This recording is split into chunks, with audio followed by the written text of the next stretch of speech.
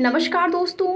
तो UP triple SC स्वास्थ्य कार्यकर्ता महिला एएनएम कुछ महत्वपूर्ण जानकारी, कितने प्रश्नों पर ऑब्जेक्शन किया गया है और ये भी जानेंगे कि क्या सबके अंक यहाँ पर बढ़ेंगे ऑब्जेक्शन के बाद अगर कॉमन अंक मिलते हैं तो।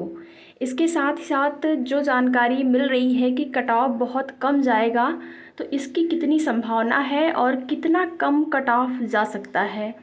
तो जो भी यहाँ पर अभ्यर्थी चैनल पर नए हैं, सब्सक्राइब करके वीडियो को लाइक और शेयर कर दें। वीडियो में लास्ट तक बने रहेंगे जिससे कि जो भी महत्वपूर्ण सूचनाएं हैं आप लोगों की भर्ती संबंधित उससे अवगत हो पाएँ। तो यूपी ट्रिपल एससी स्वास्थ्य महिला कार्यकर्ता यहाँ पर एएनएम की बात हो रही है, जिसमें कि लगभग 7 से 8 ऐसे प्रश्न हैं जिस पर ऑब्जेक्शन किया गया है। ठीक, 7 से 8 प्रश्नों पर ऑब्जेक्शन किया गया है, लेकिन आयोग जो है कितने प्रश्नों को यहाँ पर मान्य करता है, तो 7 से 8 सभी प्रश्नों को तो मान्य करेगा ही नहीं। तो आप इतना मान के चलिए कम से कम 3 से 4 प्रश्नों को मान्य करना चाहिए, यानी कि 3 से 4 प्रश्न ऐसे होंगे जिसमें कि लगभग कॉमन अंक मिलने की संभावना है। तो अगर कॉमन अंक मिल जाता है तो जो भी छात्राएं यहाँ पर होंगी जिनके 4 से 5 अंक कम हो रहे हैं उनके अंक बढ़ जाएंगे कॉमन अंक मिलने की वजह से। तो उम्मीद तो अभी तक यही है, जो यहाँ पर जानकारी मिल रही है उस जानकारी के अनुसार लगभग 2 से 3 प्रश्न से अगर आप पीछे रह गए हैं तो यहाँ पर अगर कॉमन अंक मिल जाता है तो आपका सिलेक्शन सुनिश्चित हो सकेगा। तो ठीक है, 7 से 8 प्रश्नों पर ऑब्जेक्शन किया है अभ्यर्थियों ने और उम्मीद यही है कि 3 से 4 प्रश्नों पर कॉमन अंक मिलेंगे। तो देखिए, कॉमन अंक मिलेंगे तो उसमें सबके अंक बढ़ेंगे। जो भी छात्राएं जिनके मन में यहाँ पर संशय है कि अगर वो कुछ प्रश्न की वजह से यहाँ से बाहर हो रही हैं, तो ऐसा कुछ नहीं है, कॉमन अंक मिल जाएगा तो आप लोग भी कंपटीशन में शामिल हो जाएंगी और कट ऑफ कम जाने की उम्मीद है, क्योंकि बहुत सारे यहाँ पर अभ्यर्थी ऐसे हैं जिन्होंने कि ओएमआर सीट में काफ़ी गलती कर दी है। ओएमआर सीट भरने में ही किसी का रजिस्ट्रेशन नंबर में जो गोला भरना होता है उसमें गड़बड़ी हो गई है, तो किसी का रोल नंबर भरने में।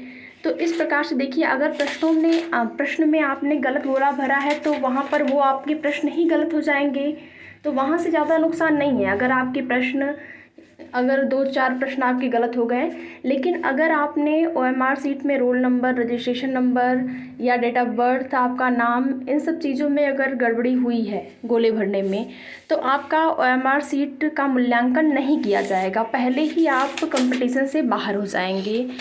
तो यहीं से उम्मीद ये जताई जा रही है कि कट ऑफ बहुत कम जाने की संभावना है, क्योंकि बहुत सारे ऐसे अभ्यर्थी हैं जिन्होंने ओएमआर सीट में गड़बड़ी कर दी है, भरने में ही गड़बड़ी कर दी है।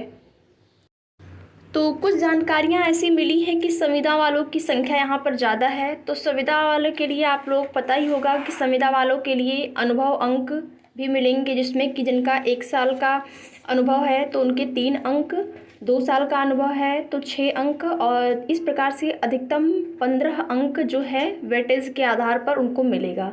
तो संविदा वालों के लिए तो प्लस पॉइंट है, अगर उनके ठीक ठाक नंबर आ गए हैं और उसके साथ ही साथ जो अनुभव अंक हैं वे उनको मिल जाते हैं तो उनका तो चयन सुनिश्चित हो जाएगा। लेकिन कुछ ऐसे यहाँ पर अभ्यर्थी हैं जो कि परेशान हैं। अगर देखा जाए तो सामान्य वर्ग में सीटें सबसे अधिक हैं और कंपटीशन भी एक प्रकार से देखा जाए तो सबसे ज़्यादा ही है। तो सामान्य वर्ग का उम्मीद यही है कि लगभग 40 के आसपास कट ऑफ जाने की संभावना है, तो और ओबीसी का भी 40 के आसपास ही रह सकता है। ईडब्ल्यूएस का में अगर देखा जाए तो लगभग यहाँ पर सबका हो जाना हो सकता है, और एससी में आपका जो सेफ गुणांक है, कट ऑफ है, वो लगभग 35 जाने की संभावना है। एसटी में भी, और एसटी में और इसके साथ ही साथ फ्रीडम फाइटर, एक्स सर्विसमैन, इनमें सबका हो जाना है। लेकिन पीएच में सीट की संख्या नहीं है, तो आप लोग इस संशय में मत रहिएगा, पीएच में सीटों की संख्या ही नहीं है। तो कुछ लोगों के यहाँ पर ये भी कमेंट थे कि प्राइवेट हॉस्पिटल में अगर मिडवाइफ है तो प्राइवेट हॉस्पिटल का मान्य नहीं होगा। देखिए, सहायक नर्स या फिर मिडवाइफ जो कि संविदा पर कार्य कर रहे हों, सरकारी अस्पताल में नौकरी कर रहे हों, उनका मान्य होगा सर्टिफिकेट, प्राइवेट का मान्य नहीं होगा अभी तक की जानकारी के अनुसार। तो आगे की जो भी जानकारी मिलती है आप लोगों की भर्ती संबंधित, बाकी रिज़ल्ट का बात करेंगे तो रिज़ल्ट बहुत जल्दी ही आने की संभावना है।